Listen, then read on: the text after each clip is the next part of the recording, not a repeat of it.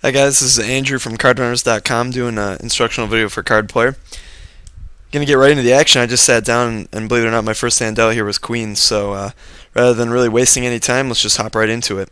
We got an early position limper, which generally when you see that, I'm kind of thinking right away maybe a pocket pair or possibly a decent ace, but really probably a pocket pair more often than anything. So I'll keep that in mind. I'm gonna go ahead and bump it up. I usually like to raise it 4 times the big blind, and then I add a big blind for every limper. So right here we're looking at 5 times the big blind. And honestly, I don't think it would even hurt to raise it maybe a little bit more considering I'm out of position.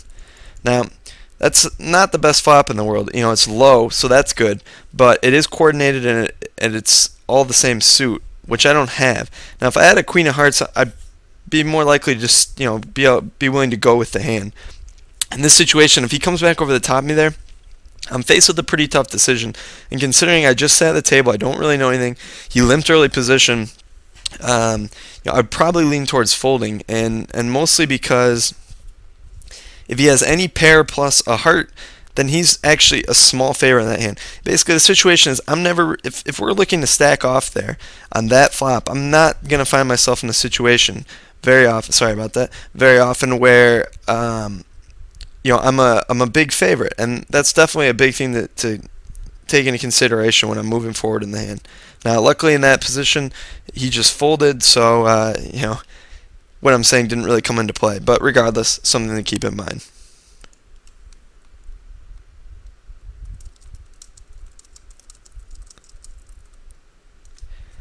Now right here I got a pretty good hand in position. I got a queen jack.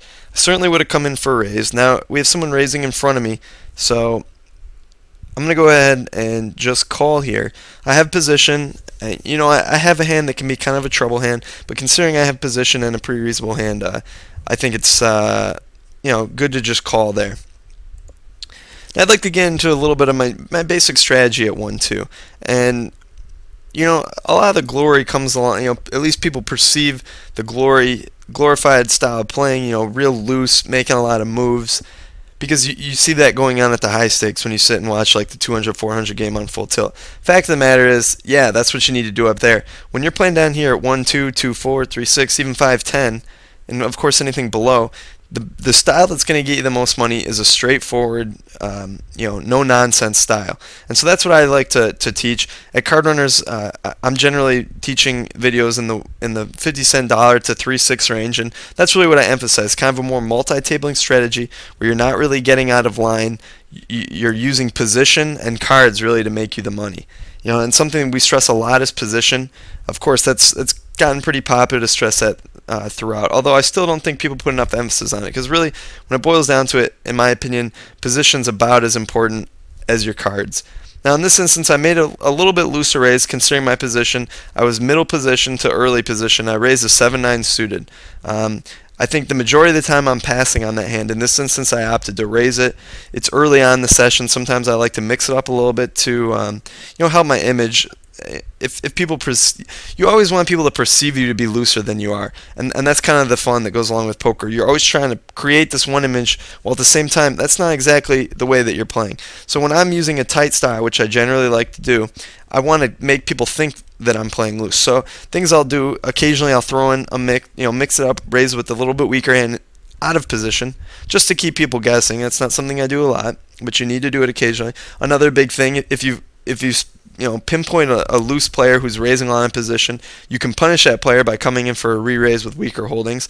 And the fact of the matter is, that guy doesn't have he doesn't have a strong hand most of the time, and he's usually got a weaker, 2 cards, and you can exploit that. And not only are you exploiting that and taking his money while you're doing that, but you're also creating a looser image for yourself. So it's small things like that if you do, they really make a big difference in your bottom line, because it'll make everyone else at the table think differently about you, and that's to your advantage. You're never going to see me playing with weak cards out of the blinds. Something that I like to really stress is playing real tight out of the blinds, and I think that's a major leak that a lot of people don't really realize. They just call too much out of the blinds. They think, well, I've got a reasonable hand, I'm going to call, we'll see a flop. But the fact of the matter is you're out of position the entire hand, and that puts you at a severe disadvantage. not to mention, you're not the one who is initiating the action in the hand. So you're always going to be a spot where generally you're going to be checking to the pre-flop raiser, and the pre-flop raiser is going to bet out and take it down. So you're just putting yourself in a bad spot if you're calling out of position. And it's almost hard to play too tight out of the blinds. So that's always something to keep in mind. It's very easy to play too loose out of the blinds. Not too often you find someone who's really playing too tight out of the blinds.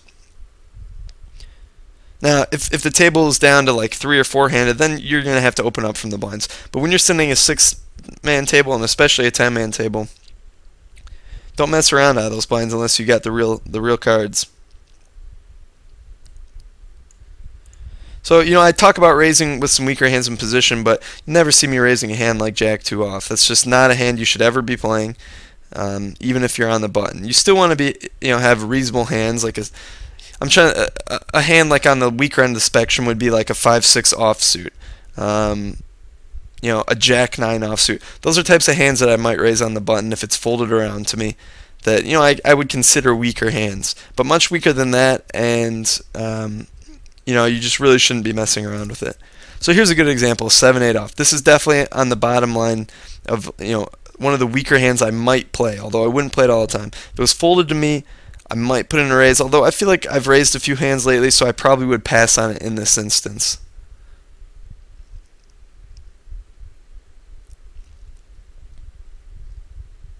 Now you got this guy right here, Quinny, raising under the gun with the short stack. You got to wonder what he's raising with, why he only has $46 on the table. If I had any type of reasonable ace, like ace-jack and above, I'd probably just put this guy all in and gamble with him a little bit. And same with pocket pairs, probably like 6s and above. I'd just say, all right, Quinny, let's flip a coin here. Let's see if you're willing to gamble. And believe it or not, you'd probably see him fold a lot of the time, which is kind of crazy. So he's checked the flop, and Pablo Hoto has come out and made a bet. Probably going to take it down with that bet right now. But if Quinny checks me there, I'm betting any pair, and I'm prepared to call this push.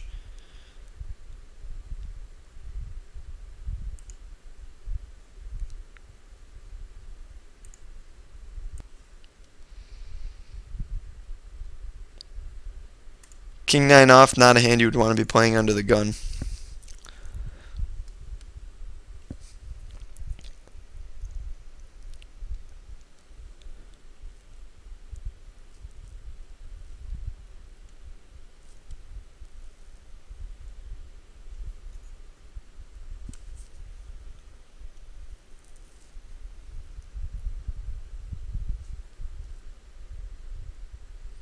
Something that's good to do at these limits is taking notes on your opponents, because at these limits it's hard to remember if you've played with people before. You might recognize someone's name, but not necessarily how exactly they play. And I think the lower the stakes you play, probably the more important is to keep notes on people, because at the higher stakes you're going to run into a lot of the same people. You know who the good players are, and you know how to deal with them. But when you're playing at the lower stakes, it's just hard to keep them all straight. And really, the truth is, you should use any information or advantage that you can when you're playing online, because there are a lot of things you can do that will help improve your bottom line. And if they're there, why not use them? And taking notes is certainly one of those. A couple other ones: using Poker Checker is a must. It's an absolute must. Poker Ace heads up display, which I don't have running right now, is also a good thing to use. That'll keep track of how your opponents play, and you can use those statistics to help make decisions throughout hands.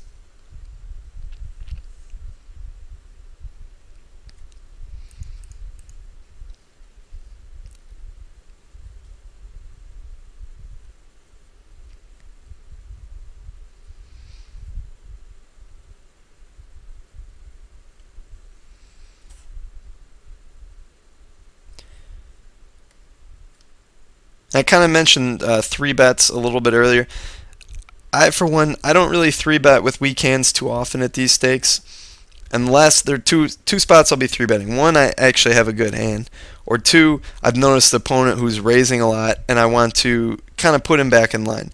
And really, if that's the only times you're 3-betting at a stake like 1-2, I think you're perfect. I think you're going to do really well. If you start 3-betting light, I think you're going to find yourself getting in trouble, because I think people maybe 3-bet too much with only effective stacks of 100 big blinds, just because you don't have that much to work with.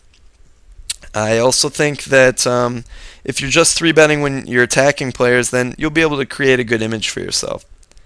So really the things you want to think about when you're playing 1-2, definitely keep a mind on your position. That's always crucial no matter where you're playing, but really don't try and get fancy. Just come in there, play solid poker, wait for good cards, wait for good spots, show patience, and you know what? If you use solid fundamentals, you're going to win the money in the long run at these stakes.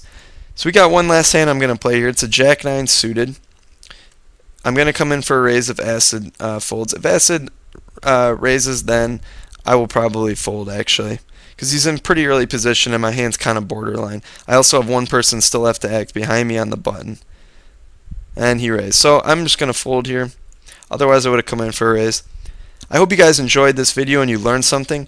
At cardrunners.com, you can see we have over 350 of these videos. We have all kinds of different games, and the videos generally average about 40 minutes in length, so you can get a lot of information. So if you haven't checked this out, I recommend coming on over. Good luck at the tables.